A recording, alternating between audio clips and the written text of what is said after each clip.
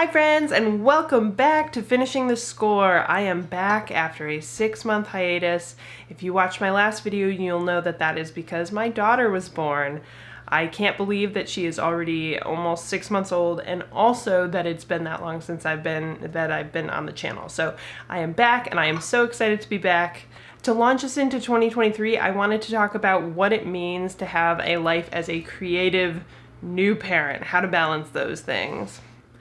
I knew that parenting was going to be hard, but I didn't fully internalize or appreciate what that meant until my daughter was here. The first couple of months were the hardest thing I've ever done. And then it got harder when she became colicky and wouldn't stop screaming for 2 months. So needless to say, I took a several-month hiatus from being creative, and now I'm so excited to be back. Now that she's sleeping a little bit more consistently each day, I've been able to carve out a little bit of time each day to do something creative. My wife and I have settled into a routine where I do bedtimes and she does mornings, which means that I have been able to carve out one single hour every morning where I get to do creative things. And boy, let me tell you how having only 1 hour in the day to do what you want is such a motivator to stay focused and get it done and get on task. I've discovered 2 productivity hacks that I want to share with you.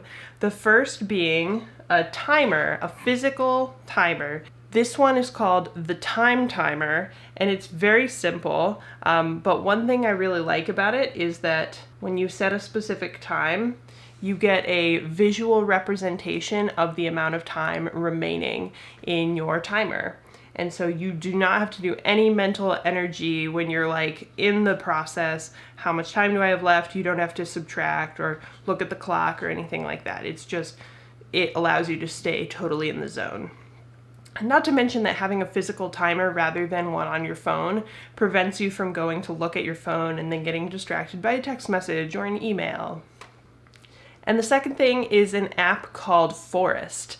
This one is an app where you essentially set a timer at the beginning of your work session and it will plant a tree. And if you do not leave the app before the end of your timer, then the tree will grow. If you do leave the app, for example, to check your email, the tree will die. And so it encourages you to stay focused, prevent you from scrolling around on your phone. And not to mention, at the end, it's really kind of fun to see evidence of your work that you've been doing. So it'll plant it'll show you your forest as evidence of your continued work.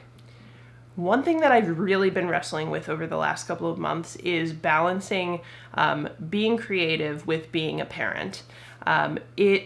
It feels so selfish to take time away from my daughter to do something as frivolous as writing music, for example. Parent guilt is real.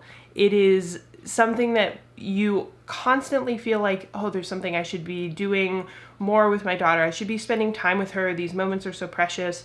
All of these things are true, but it's also important to have time for yourself. I've been thinking about this a lot, and I have 2 responses to this. One is that creativity is important for my own mental health.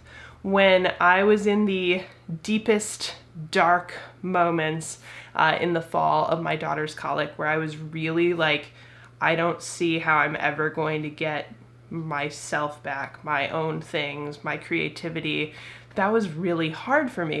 It was like, okay, what, obviously, like, I love my daughter and I'm so happy that she's here, but I was really struggling with that. I was having a hard time seeing it getting better. But fortunately, it did get better. Her sleep is more consistent, and I have found that I feel so much better about myself, my day, when I've had just the 1 hour of time to do my own creative thing. So that's one thing. And the second is, I really want her to see that it's okay to prioritize her creative life. And if I say that to her without modeling it myself, she won't truly believe it. I want her to see a parent who is passionate and invested in something like the arts and really knows in her heart that she can pursue whatever it is that she wants. She can invest time into that. If you are a parent that is struggling to justify taking the time to do your own creative thing, consider this your permission to do that. You can't pour from an empty cup.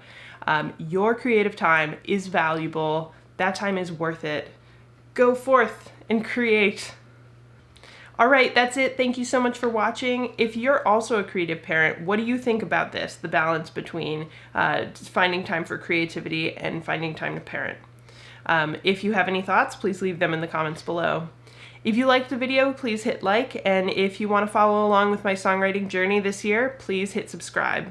I've got some exciting videos that I've got in the works. I've been thinking about this for 6 months, so I'm really excited to get going.